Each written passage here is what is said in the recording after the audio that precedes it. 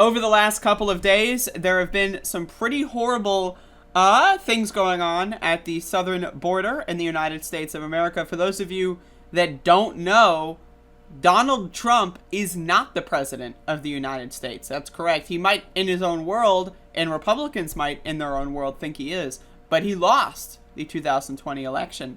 And so if the president of the United States lost in 2020 and we have a new president of the United States, why is this still a thing?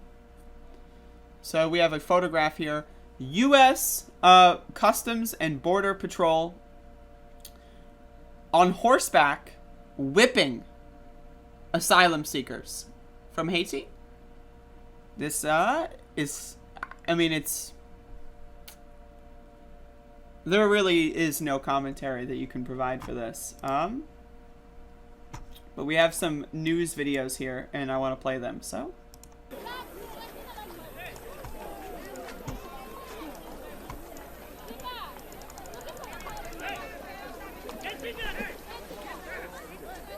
I mean, I really,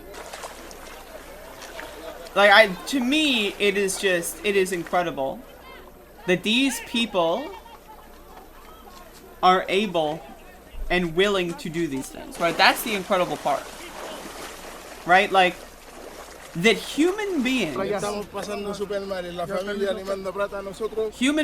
a capable hard time. Our family sends us of money, such but evil. we can't eat. We have children, but don't have diapers. Look, now I have to cross to the Mexican side with wet money to be able to buy things for the child, and we have nothing. We're unable to eat. I need help with everything that's happening to us over there because there are a lot of children, and they're only removing the single parents, and the children are left alone. Just imagine.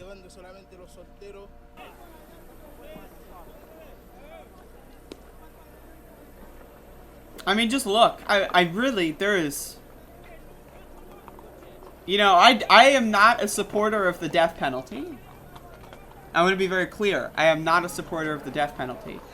That being said, the death penalty has yet to be abolished. So my opinion on the scenario is we have a death penalty. It exists. Right now, I would like it to no longer exist. That would be ideal. But we do have a death penalty in the United States. Donald Trump reinstated the death penalty. So I'm just throwing that out there. This is how one US Border Patrol officer received Haitian migrants crossing the Rio Grande, coming back with food to a camp they've set up in Texas. Hey, you use your women? This is why your country because you use your women for this. You go. So, the guy on the horse, the cryptid on the horse, says you use your women for this. What does that even mean? Who's using women and for what? What does that mean? I don't understand what that means. No, that way.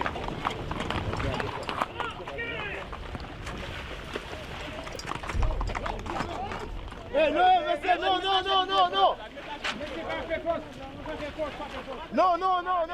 We've got our families inside, dying of hunger. We've had to go out to buy food. You can see I love how tense they're just scenes walking where around the Border guy on the Patrol is horse, trying to and stop that's people it. getting back into the camp after they went across to Mexico to get food, they say, because there isn't enough food for them actually there in the camp. There's more than 12,000 migrants, mostly Haitians, in the camp that sprung up in Del Rio, Texas, over the last 2 weeks.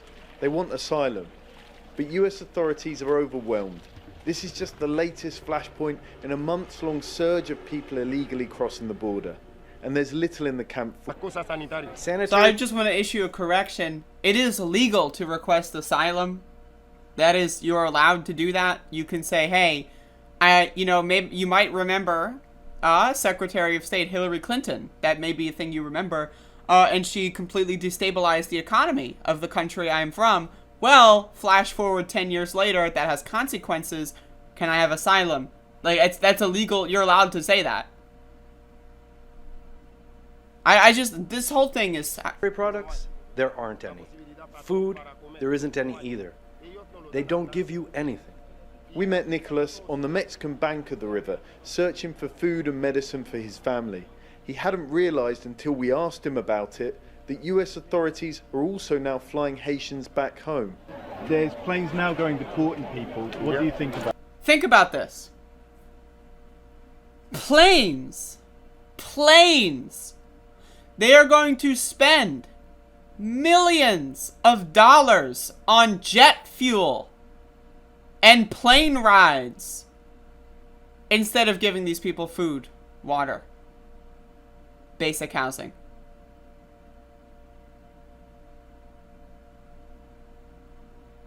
I just cannot and will not. I can't.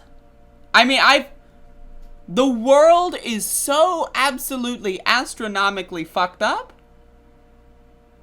that we are going to be spending millions of dollars on jet fuel instead of food, water, and shelter.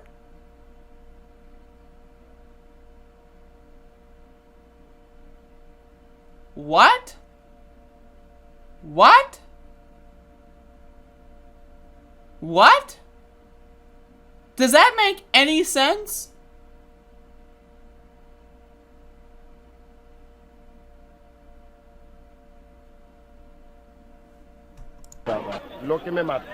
What kills me about that is that everyone knows what we Haitians are going through. There's no president. Crime is high. Students can't go to school. There's no work. The economy is down. People can't put up with that. Deportation is not good for us. Like many others, he said he'd suffered to get this far, on a journey through South America, past gangs and through a patch of jungle called the Darien Gap, notorious for rape and robbery. It was really difficult. I saw a lot of us who died, he told me. Now he's touched ground in his promised land. So you can watch the full report there if you want. But I mean, like, I cannot, like, what the fuck is going on in the world right now? Like, I am 100, like, maybe yesterday I was 99%, right? But it's like, I am 100% certain that the world is ending. Like, this is not sustainable. I am 100% certain that me as a 25-year-old will outlive the United States of America. I think the U.S. is done for. There is no way that this country can survive another 70 years or so. It's just not going to happen. The entire planet is on fire. Like, think about this. In 25, 30 years, there are going to be entire sections of Earth where billions of people currently live right now that are uninhabitable.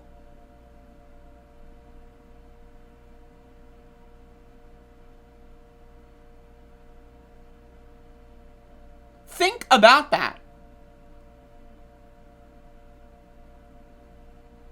Think about, like, where, like, oh, we can't have 12,000 refugees from a country that we destroyed, the United States destroyed. So the United States goes in and meddles in a country, destroys their economy, sets it up for failure. And then after it fails, what are we going to do with the billion people that are going to be living in burning hot infernos in the next 40 years?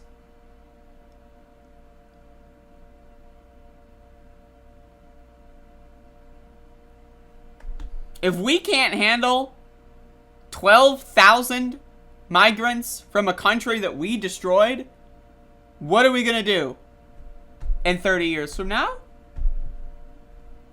The U.S. government won't even pass an infrastructure package that doesn't even equip us for the next 30 years. It just prevents us from dying in the next 5 years. The United States government won't even do the bare minimum. New York City gets hit by a hurricane. The most, like, iconic location in American history, New York City, destroyed by a hurricane. They don't do anything. They don't give a fuck. Meanwhile, we have dumb fuck motherfuck Americans that are refusing to take a vaccine. And then you've got the administration that originally said they would participate in a global vaccine sharing program, but they're not doing it because they said, America first! We'll only share our vaccines when we reach a certain vaccination percentage. And right-wing dumb fuck motherfuckers and stupid celebrity loser bitch motherfuckers like Nicki Minaj are going out there saying don't get vaccinated because they're fucking stupid, and then the hordes of consumer losers that follow these dumb fuck assholes are going out there and spreading a disease to people, and the US government is like, we're just sitting on all these vaccines that are expiring instead of sending them to populations that would love them. What the fuck is going on? There's